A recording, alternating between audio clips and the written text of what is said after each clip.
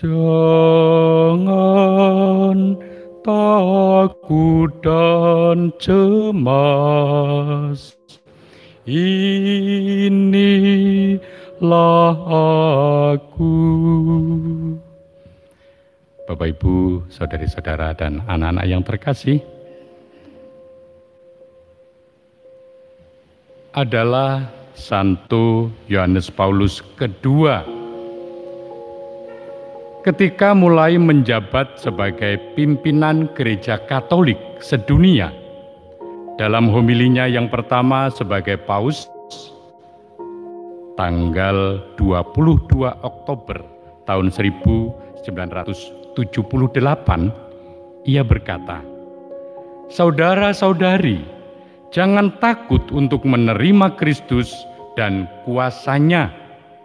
Jangan takut. Bukalah pintu lebar-lebar kepada Kristus." Selama beliau memimpin Gereja Katolik, salah satu ungkapan istimewanya adalah jangan takut. Kata-kata ini diucapkan dengan tegas. Mengapa? Karena ia percaya kepada semua perkataan yang diucapkan Yesus di dalam Injil. Dari Injil kita tahu bahwa Yesus selalu meneguhkan para murid-Nya ketika mengalami pergumulan dan kesulitan di dalam hidup mereka. Di situasi yang menakutkan para murid-Nya, ia selalu bersabda, "Tenanglah, aku ini, jangan takut." Perkataan Santo Yohanes Paulus II ini sangat menguatkan dan meneguhkan gereja selama masa kepemimpinannya. Banyak badai yang datang silih berganti melanda gereja, tetapi dengan bantuan Tuhan, maka badai itu dapat berlalu. Badai diteduhkan Tuhan sendiri. Bapak, Ibu, saudari-saudara, dan anak-anak yang terkasih, ketakutan selalu menjadi bagian dari hidup kita manusia. Banyak di antara kita yang takut ketika membuat suatu kesalahan tertentu di hadapan orang yang lebih dewasa, orang tua, atau pimpinan perusahaan. Tanpa harus ditegur, orang menjadi salah tingkah atau segan dengan sesama karena kesalahannya, karena ketakutannya. Ada juga yang punya fobia ketakutan pada ular, pada kecoa, pada cicak, bahkan pada jenazah. Dan hari-hari ini tidak sedikit orang yang takut pekerjaannya hilang, dirumahkan, di PHK, juga takut kena virus corona, takut ditinggal oleh orang-orang yang terkasih. Memang Bapak, Ibu, dan saudari-saudari yang terkasih, ketakutan membuat orang tidak dapat bekerja dengan baik. Bisa kita bayangkan kalau hidup dalam ketakutan apapun, orang menjadi tidak nyaman, tidak bisa bekerja dengan baik. Takut kepada ABCD, takut kepada pimpinan dan sebagainya, membuat bekerja menjadi justru tidak teratur, mungkin bisa menjadi berantakan. Dalam hal para murid Yesus, tentu mereka diharapkan untuk tidak boleh takut untuk mewartakan Injil kepada segala makhluk. Para murid Kristus diharapkan untuk tidak takut terhadap semua penganiayaan, terhadap semua penderitaan, terhadap semua kemalangan. Jangan takut. Mengapa? Karena Tuhan berjanji untuk menyertai hingga akhir zaman. Bapak, Ibu, saudari-saudara, dan anak-anak yang terkasih, pada hari ini penginjil Matius meneruskan bahwa seorang murid tidak melebihi gurunya dan seorang hamba melebihi tuannya.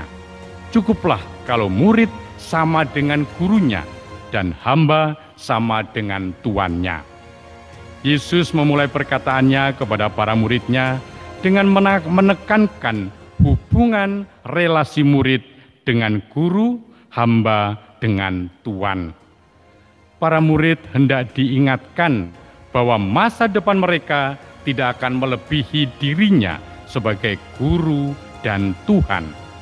Semua penderitaan dan kemalangan para murid tidak akan melebihi dirinya sebagai sang maestro.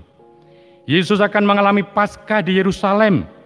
Para muridnya juga akan mengalami hal yang sama. Mereka akan ditolak, dianiaya, dan dibunuh dengan cara yang sama dengan dirinya. Untuk itulah Yesus mengharapkan agar para muridnya jangan takut. Mereka harus berani dan gigih dalam memberi kesaksian sebagai murid. Ketika berkata, bertindak benar, tidak perlu takut. Selanjutnya Yesus berbicara tentang semangat kemartiran para muridnya. Ia mengingatkan para murid untuk tidak takut terhadap mereka yang hanya bisa membunuh tubuh, tetapi tidak berkuasa membunuh jiwa. Mereka harus takut kepada Dia yang berkuasa untuk membunuh tubuh dan jiwa di dalam neraka. Para murid sejati hendaknya tidak takut terhadap segala penderitaan yang mereka tanggung akibat perbuatan manusia, siapapun mereka. Roh Kudus akan meringankan segalanya dan membantu pembelaan mereka di hadapan manusia-manusia yang ingin merenggutnya. Roh Kudus akan meletakkan kata-kata di atas lidah para murid untuk bersaksi tentang Yesus. Mereka justru harus memiliki sikap takut hanya kepada Allah. Dialah Sang Pencipta, Dialah penguasa segala sesuatu di dalam hidup kita. Sikap takut akan Allah membuat kita menjadi terbuka dan rendah hati di hadirat-Nya, juga terbuka serta rendah hati di depan sesama dan mampu rela mau menghormati sesama. Bahkan mungkin sesama itu lebih remeh-temeh ketimbang kita. Bapak, Ibu, dan saudari-saudara serta anak-anak yang terkasih, ketakutan tidak hanya menghantui para murid Yesus Kristus. Jauh sebelumnya, kalau Bapak Ibu pernah membaca kitab Perjanjian Lama dalam Kejadian, anak-anak Yakub di dalam kitab Kejadian juga memiliki ketakutan tertentu kepada Yusuf, saudara mereka. Mereka berpikir bahwa setelah sang ayah, yakni Yakub, meninggal dunia, maka Yusuf akan membalas dendamnya akibat perbuatan salah yang sudah dilakukan terhadapnya. Ketika pada waktu itu Yakub, salah satu dari anaknya yaitu Yusuf, yang dibuang dimasukkan ke dalam sumur. Mereka bahkan mengirim utusan untuk menyampaikan kepada Yusuf pesan mendiang Yakub ayahnya untuk mengampuni saudara-saudaranya. Ketika mendengar utusan saudara-saudaranya, Yusuf hanya membalasnya dengan menangis. Ia heran, mengapa saudara-saudaranya belum juga percaya pada pengampunan yang ia berikan kepada mereka.